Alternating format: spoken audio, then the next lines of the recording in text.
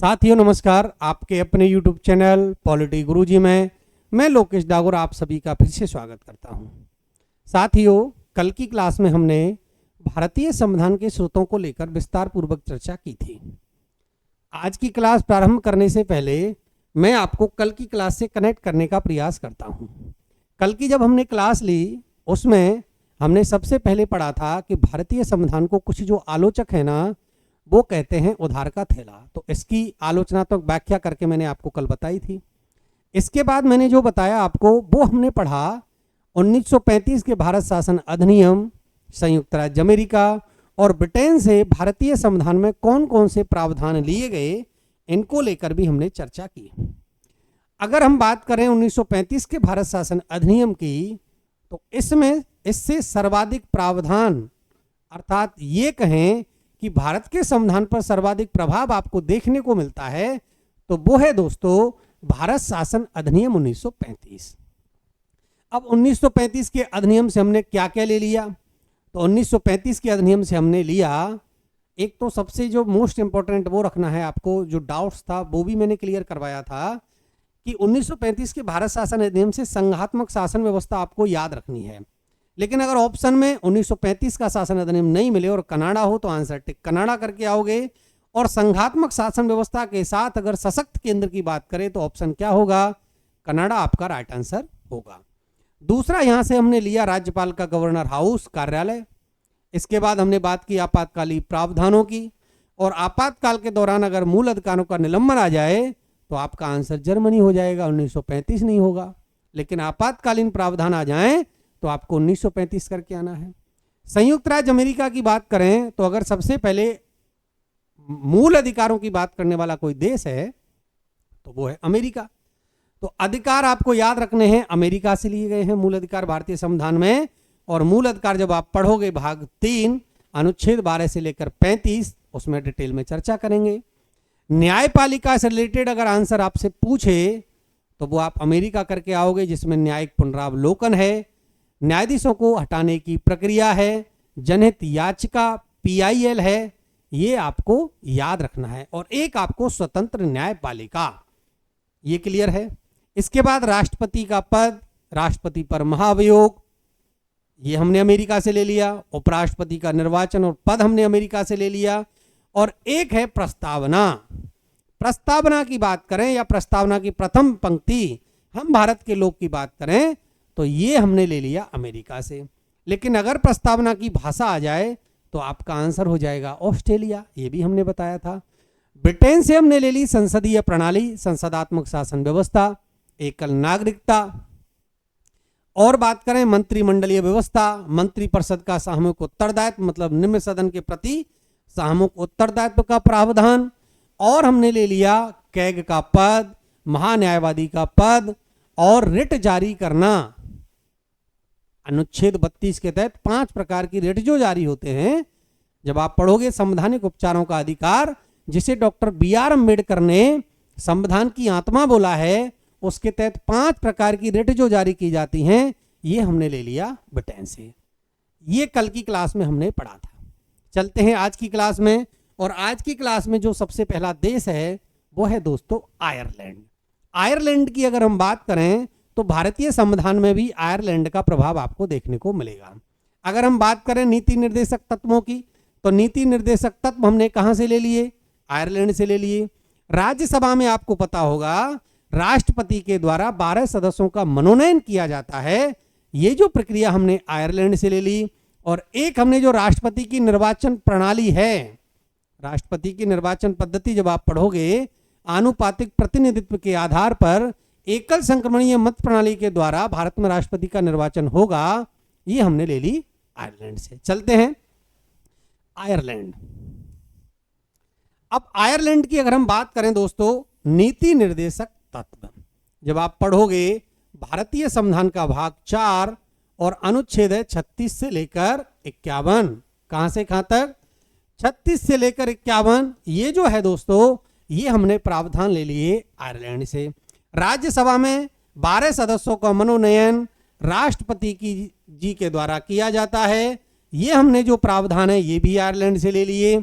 आपको पता होगा कुल सदस्य संख्या जो राज्यसभा में होती है वो होती है 250, जिसमें से 238 जो सदस्य होते हैं वो होते हैं निर्वाचित, और 12 सदस्य राष्ट्रपति कला विज्ञान साहित्य के क्षेत्र में करता है मनोनीत, खेल के क्षेत्र में तो वो होते हैं मनोनीत। तो राज्यसभा में 12 सदस्यों के मनोनयन की जो प्रक्रिया है दोस्तों वो हमने कहां से ले ली? आयरलैंड से। एक और लिया हमने राष्ट्रपति की निर्वाचन पद्धति, दोनों बातों में अलग अलग है।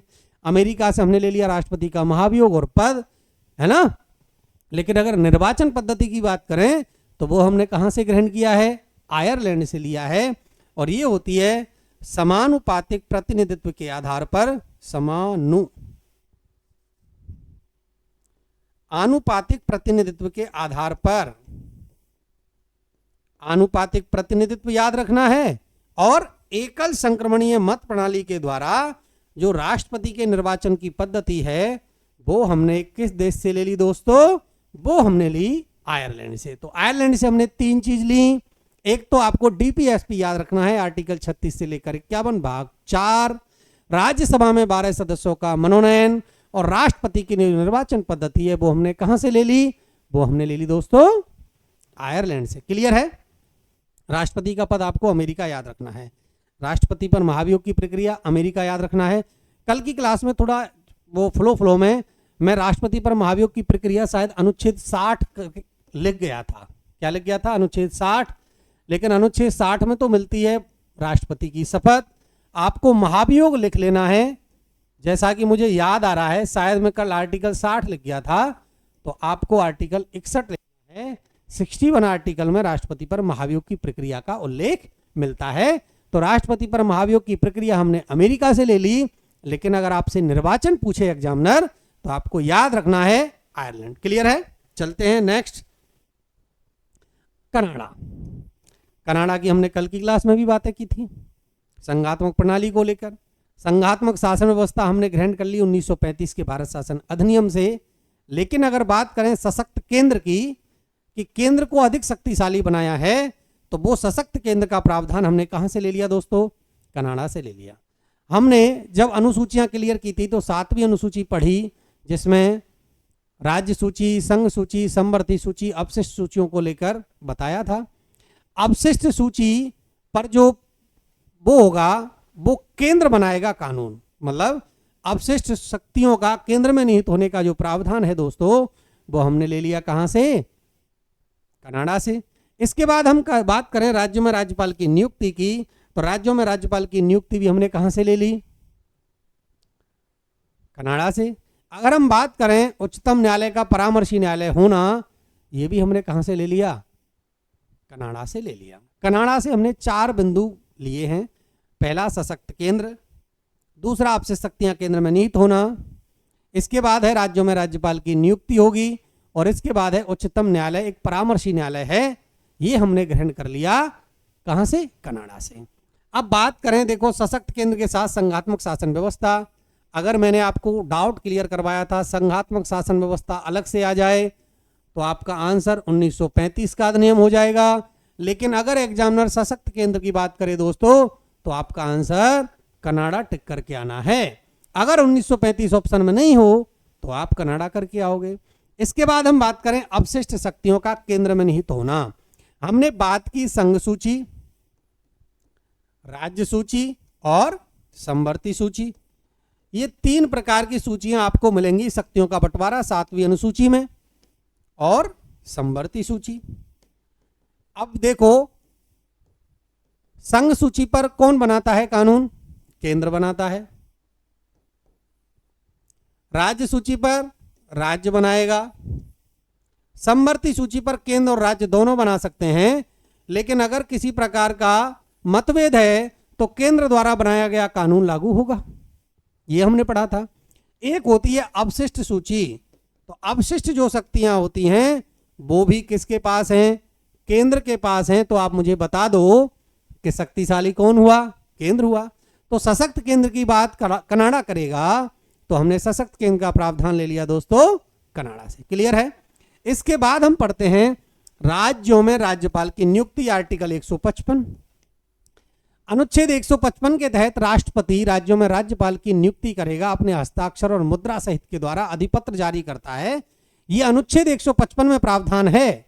अनुच्छेद 155 के तहत राज्यों में राज्यपाल की नियुक्ति का जो प्रावधान है हमने वो ले लिया दोस्तों कनाडा से। इसके बाद हमने पढ़ा उच्चतम न्यायालय का परामर्शी न्यायालय होना, अनुच्छेद 143। आर्टिकल 143 के अनुसार जो भारत का उच्चतम न्यायालय है वो एक परामर्शी न्यायालय भी है। राष्ट्रपति किसी भी विषय पर उनसे परामर्श ले सकता है। उनके दिए गए परामर्श को मानना या मानना ये राष्ट्रपति की स्वेच्छा पर निर्भर करता है। तो आर्टिकल 143 के तहत उच्चतम न्यायालय एक परामर्शी न्यायालय है। ये हमने कहां से ग्रहण कर लिया दोस्तों?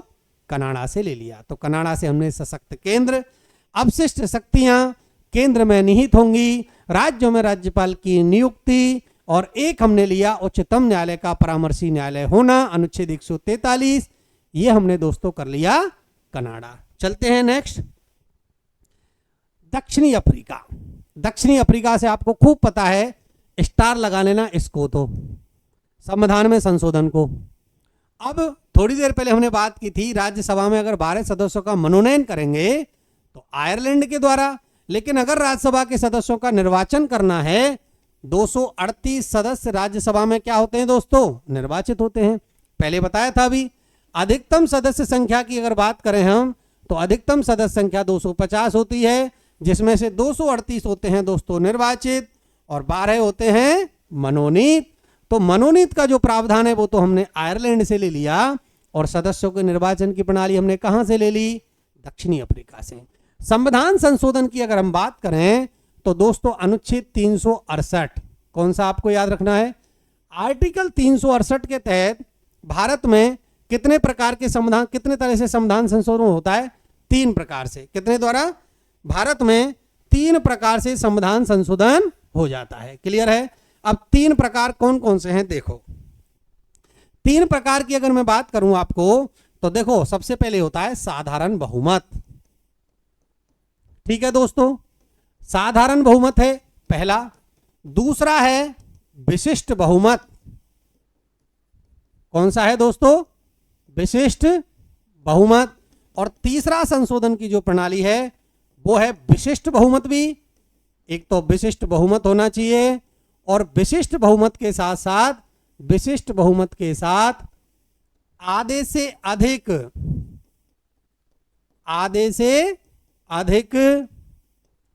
राज्यों के विधान मंडलों का भी अनुमोदन होना चाहिए। क्लियर है? तो अगर आपसे पूछा जाए दोस्तों विधान मंडलों का क्या होना चाहिए दोस्तों? अनुमोदन होना चाहिए। जितने भी विधान मंडल हैं भारत में 28 राज्य, उन 28 राज्यों में से आधे से अधिक राज्यों का अनुमोदन। तो भारत के संविधान में 3 प्रकार से संविधान संशोधन की प्रक्रिया का उल्लेख मिलता है आर्टिकल 368 के तहत, जिसमें पहला जो प्रावधान है जो संशोधन का प्रकार है वो साधारण बहुमत है, दूसरा है विशिष्ट बहुमत के द्वारा, और तीसरा है विशिष्ट बहुमत के साथ साथ आधे से अधिक राज्यों के विधान मंडलों के अनुमोदन के द्वारा भारतीय संविधान में क्या होगा? संशोधन होगा। तो भारत के संविधान में संशोधन की प्रक्रिया हमने ले ली दक्षिणी अफ्रीका से, और साथ में ले ली दोस्तों राज्यसभा के सदस्यों के निर्वाचन की जो प्रणाली है वो भी हमने कहां से ले ली? दक्षिणी अफ्रीका से ले ली। दोनों बातें क्लियर हैं? दक्षिणी अफ्रीका से आपको 2 प्रावधान याद रखने हैं। अब अगला देश देखो किससे क्या लिया है? फ्रांस। फ्रांस बात करता है गणतंत्र की। जब हमने प्रस्तावना पढ़ी थी तो वहां आता है गणराज्य शब्द आता है दोस्तों। तो वो गणतंत्र या गणराज्य जो शब्द है हमने वो कहां से ले लिया?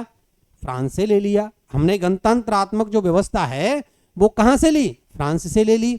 और आपको पता होगा कि भारत कब गणतंत्र हुआ बता दो? तो भारत गणतंत्र बना 26 जनवरी 1950 को। और इसीलिए दोस्तों हम 26 जनवरी को क्या मनाते हैं? गणतंत्र दिवस। क्या मनाते हैं? गणतंत्र दिवस मनाते हैं 26 जनवरी को, क्योंकि भारत गणतंत्र कब होगा? 26 जनवरी 1950 को होगा। क्लियर है? तो गणतंत्र का प्रावधान हमने फ्रांस से ले लिया। और एक बात और ली फ्रांस से, वो है प्रस्तावना में। किसमें ली? प्रस्तावना में दोस्तों हमने 3 शब्द, स्वतंत्रता, समानता और बंधुत्व, ये जो 3 वर्ड हैं, इन 3 शब्दों की अवधारणा हमने कहां से ग्रहण कर ली? फ्रांस से ग्रहण कर ली। क्लियर है? गणतंत्र क्लियर समझ में आ गया। मैंने जब प्रस्तावना पढ़ाई थी तो एक एक जो शब्द था उसको भी मैं आपको क्लियर करते चला था। गणराज्य आप किसे कहेंगे? भाई देखो, गणतंत्र में अंतर क्या है राजतंत्र और गणतंत्र में? गणराज्य आप उसी कहेंगे जहां जो राष्ट्र अध्यक्ष है, देश का जो प्रमुख है, वो दोस्तों वंशानुगत नहीं होता है, अपितु क्या होता है? निर्वाचित होता है। तो हमारे यहाँ राष्ट्रपति जो देश का प्रमुख है, शासन का प्रमुख है, मुखिया है, वो निर्वाचित होता है। तो हमारे देश में कैसी प्रणाली है दोस्तों? वो है गणराज्य या गणतंत्र। और गणराज्य की जो प्रणाली हमने ले ली फ्रांस से। क्लियर है? चलते हैं नेक्स्ट। इसके बाद आप पढ़ोगे ऑस्ट्रेलिया। ऑस्ट्रेलिया से हमने क्या ली? एक तो आपको प्रस्तावना की जो भाषा शैली है वो आपको ऑस्ट्रेलिया से याद रखनी है। दूसरी हमने ले ली ऑस्ट्रेलिया से समवर्ती सूची। क्या ले ली?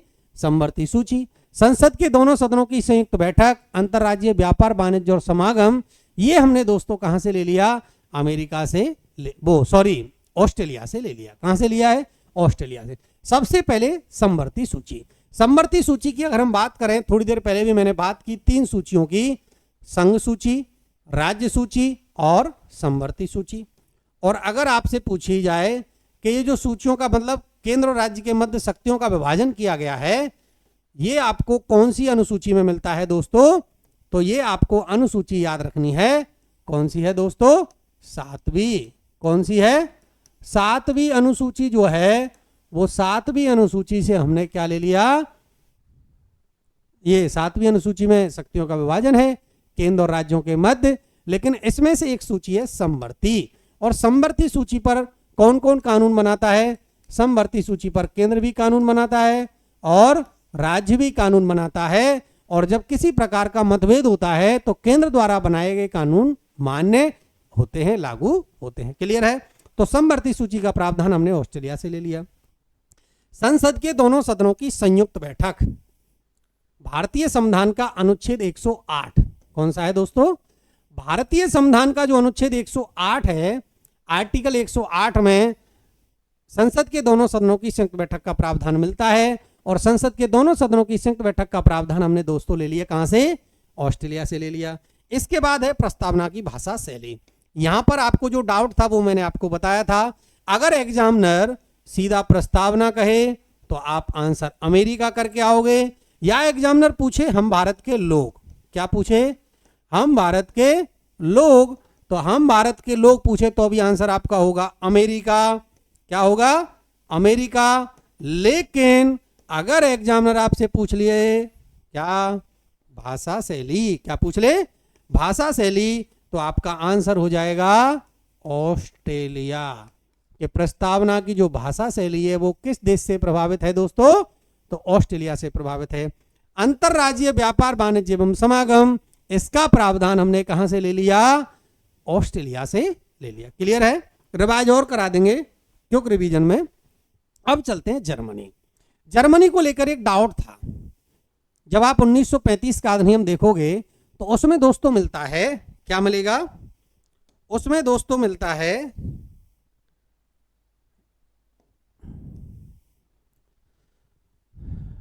आपातकालीन प्रावधान। क्या मिलता है? आपातकालीन प्रावधान। अब देखो, दोनों प्रश्नों की भाषा समझ लेना। आपातकालीन प्रावधान अगर आ जाए तो आपातकालीन प्रावधान में आपका आंसर हो जाएगा 1935 का भारत शासन अधिनियम। क्लियर है? 1935 का जो भारत शासन अधिनियम है, इससे ले लिए हमने आपातकालीन प्रावधान।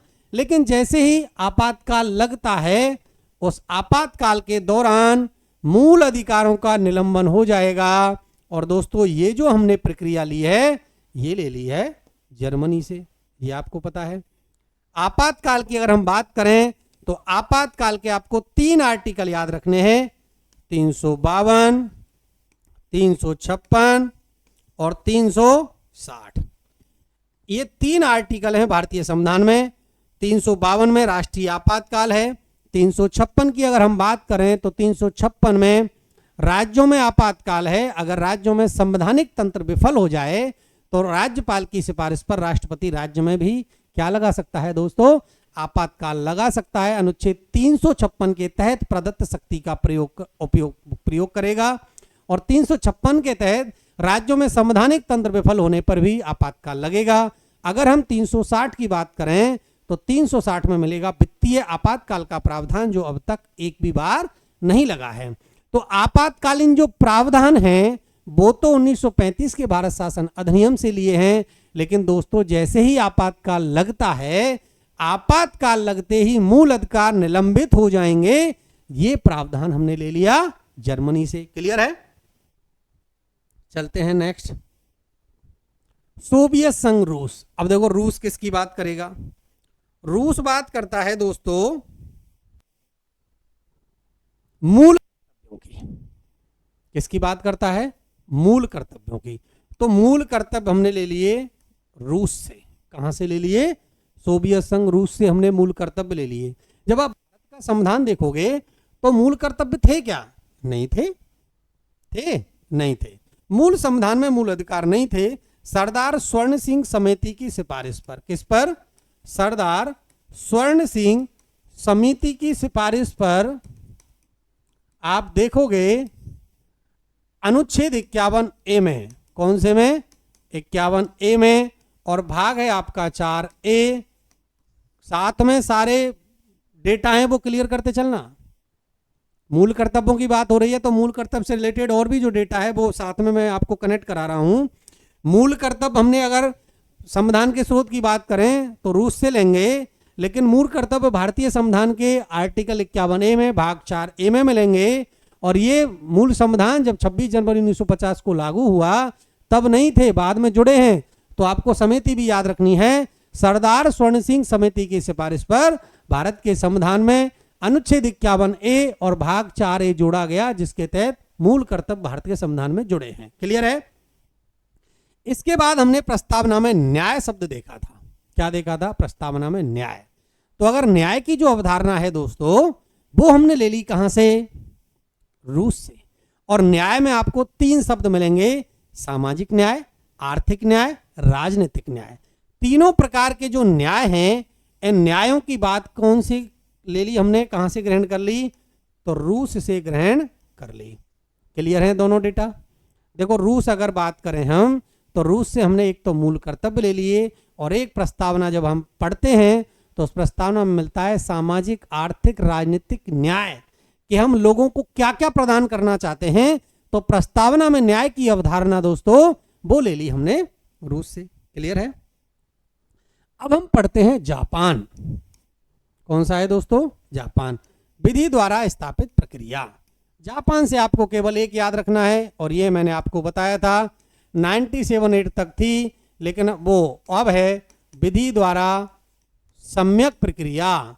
और सम्यक प्रक्रिया का जो प्रावधान है वो हमने ले लिया ब्रिटेन से। तो दोनों आप याद रखोगे। अगर विधि की सम्यक प्रक्रिया आ जाए तो आपका आंसर ब्रिटेन होगा, और अगर आ जाए विधि द्वारा स्थापित प्रक्रिया तो आपका आंसर जापान हो जाएगा। एक है पोलैंड। कौन सा है? पोलैंड। इससे भी हमने देखो क्या ग्रहण किया, केवल एक बिंदु आपको याद रखना है, धार्मिक स्वतंत्रता। और धार्मिक स्वतंत्रता आप पढ़ोगे आर्टिकल 25 से लेकर 28 तक। जब भारतीय संविधान का भाग 3 देखोगे और भाग 3 में आपको मिलेगा मूल अधिकार। अब अधिकारों की बात तो अमेरिका करेगा। कौन करेगा? अमेरिका करता है। लेकिन अगर धार्मिक स्वतंत्रता आ जाए तो धार्मिक स्वतंत्रता का आर्टिकल है 25 से लेकर 28 तक, और धार्मिक स्वतंत्रता का जो अधिकार है हमने ले लिया दोस्तों पोलैंड से ग्रहण किया है। एक और देश है, कौन सा है? यूगोस्लाविया। कौन सा है?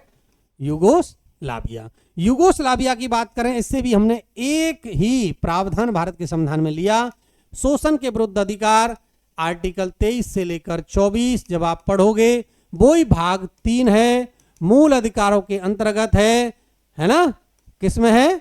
मूल अधिकारों के अंतर्गत आप पढ़ोगे आर्टिकल 23 और 24, जिसमें प्रावधान मिलेंगे शोषण के विरुद्ध अधिकार। अगर अनुच्छेद 23 की हम बात करें दोस्तों तो अनुच्छेद 23 में आपको मिलेगा बलात् श्रम। एक तो बलात् श्रम है और एक है मानव दुर्व्यापार। क्या है? मानव दुर्व्यापार।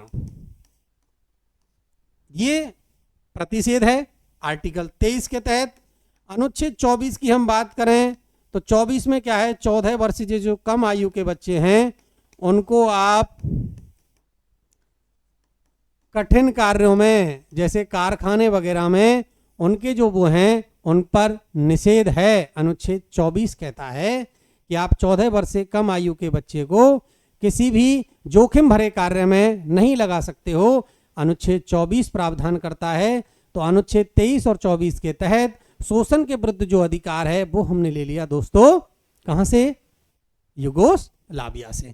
एक बार क्विक रिवीजन करते हैं पूरी क्लास का, जिसमें आपको सारा जो डेटा है वो एक साथ क्लियर हो जाएगा। तो चलते हैं। सबसे पहले हमने जो पढ़ा था वो पढ़ा था बेटा आयरलैंड। क्या पढ़ा था, आयरलैंड।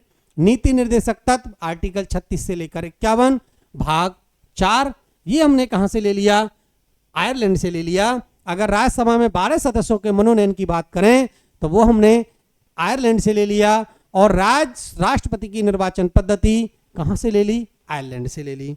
इसके बाद मैं बात करूं कनाडा की, तो कनाडा आप पढ़ोगे सशक्त केंद्र आपको याद रखना है कनाडा से। अपशिष्ट शक्तियां केंद्र में निहित होंगी, ये भी कनाडा से हमने ले लिया। राज्यों में राज्यपाल की नियुक्ति अनुच्छेद 155 के तहत की जाएगी और उच्चतम न्यायालय परामर्शी न्यायालय होगा अनुच्छेद 143 के तहत, ये हमने ले लिया कनाडा से। इसके बाद हमने देखा साउथ अफ्रीका। साउथ अफ्रीका में हमने देखा बेटा दक्षिणी अफ्रीका से हमने ले लिया संविधान संशोधन की प्रक्रिया अनुच्छेद 368 के तहत। और भारत के संविधान में 3 प्रकार से संविधान संशोधन की प्रक्रिया का उल्लेख मिलता है, साधारण बहुमत, विशिष्ट बहुमत, विशिष्ट बहुमत के साथ तीसरा जो प्रकार है वो है आधे राज्यों के विधानमंडलों का अनुमोदन और राज्यसभा के सदस्यों का निर्वाचन, ये भी हमने पढ़ा। और राज्यसभा में कितने, 220। इसके बाद हमने देश जो लिया वो लिया फ्रांस। फ्रांस बात करता है गणराज्य गणतंत्र की और प्रस्तावना में स्वतंत्रता, समानता और बंधुत्व की जो अवधारणा हमने ले ली है वो ले ली है फ्रांस से। इसके बाद हमने पढ़ा ऑस्ट्रेलिया। ऑस्ट्रेलिया बात करता है देखो समवर्ती सूची की, प्रस्तावना की भाषा शैली की, अंतरराज्यीय व्यापार वाणिज्य समागम की और संसद की संयुक्त बैठक अनुच्छेद 108 के तहत। इसकी बात हमने कहां से ले ली दोस्तों, ऑस्ट्रेलिया से ले ली। इसके बाद हमने लिया जर्मनी। जर्मनी में मैंने एक डाउट था वो क्लियर करा दिया था। अगर आंसर आपातकालीन प्रावधान आए, ऑप्शन में 1935 मिले, आंसर 1935 होगा। लेकिन आपातकाल के दौरान मूल अधिकारों के निलंबन की बात की जाए तो आपका आंसर क्या हो जाएगा, जर्मनी हो जाएगा। और आपातकाल कितने अनुच्छेद हैं, 3, 352, 356 और 360। 352 के तहत राष्ट्रीय आपातकाल, 356 के तहत राज्यों में संवैधानिक तंत्र विफल होने पर राज्यों में राज्यपाल, और अनुच्छेद वो राज्यों में आपातकाल, और अनुच्छेद 360 के तहत दोस्तों वित्तीय आपातकाल के प्रावधान है। और ये हमने मूल अधिकारों का निलंबन ले लिया जर्मनी से कि जैसे ही आपातकाल लगेगा, आपातकाल लगते ही मानव को जितने भी मूल अधिकार दिए गए हैं, जिसमें अनुच्छेद 19 सबसे पहले समाप्त होता है, वो सारे मूल अधिकार क्या हो जाएंगे, निलंबित हो जाएंगे। इसके बाद हमने पढ़ा रूस। तो रूस बात करता है मूल कर्तव्य। देखो अधिकारों की बात अमेरिका करता है और सबसे पहले अगर अधिकार किसी देश ने प्रदान किए हैं नागरिकों को तो वो कौन है, अमेरिका है। और जिस देश ने मूल अधिकार प्रदान किए सबसे पहले, उसी देश से हमने मूल अधिकार संविधान में ग्रहण कर लिए। लेकिन संविधान निर्माताओं ने हमारे ने मूल कर्तव्य मूल संविधान में जोड़ा नहीं था। तो बाद में सरदार स्वर्ण सिंह समिति की सिफारिश पर अनुच्छेद 51A और भाग 4A जोड़ा जाएगा और मूल कर्तव्यों की व्यवस्था हम कहां से ले लेंगे, रूस से ले लेंगे। प्रस्तावना में 3 प्रकार के न्याय की अवधारणा, सामाजिक, आर्थिक, राजनीतिक न्याय, इसका भी जो प्रावधान है हमने दोस्तों वो ले लिया रूस से। इसके बाद हमने एक एक पॉइंट है जापान। जापान से ले ली हमने विधि द्वारा स्थापित प्रक्रिया। अगर सम्यक प्रक्रिया की बात करें तो ब्रिटेन याद रखना है और विधि द्वारा स्थापित प्रक्रिया आपको जापान याद रखना है। इसके बाद हमने पढ़ा पोलैंड। पोलैंड से हमने ले लिया दोस्तों धार्मिक स्वतंत्रता, अनुच्छेद 25 से लेकर 28 धार्मिक स्वतंत्रता का प्रावधान हमने पोलैंड से ग्रहण किया। और इसके बाद एक देश और था यूगोस्लाविया, और यूगोस्लाविया से हमने ले लिया शोषण के विरुद्ध अधिकार, अनुच्छेद 23 और 24। अनुच्छेद 23 में मिलेगा आपको बलात्, श्रम और मानव दुर्व्यापार का निषेध, और अनुच्छेद 24 में आपको मिलेगा दोस्तों क्या मिलने वाला है, 14 वर्ष से जो कम आयु के बच्चे हैं उनको आप जोखिम भरे कार्यों में नहीं लगा सकते हो। इसका प्रतिषेध या निषेध किया गया है अनुच्छेद 24 के तहत। साथियों, आज की क्लास में बस इतना ही। भारतीय संविधान के स्रोतों को लेकर मैंने जितने भी प्रकार के आपके डाउट्स थे उनको क्लियर करने का प्रयास किया है। आप जिस प्रकार का प्यार स्नेह मुझे मेरी पूरी टीम को दे रहे हो, इसी प्रकार आपका प्यार हमारी पूरी टीम को मिलता रहे। थैंक्स फॉर वॉचिंग साथियों, बहुत बहुत धन्यवाद।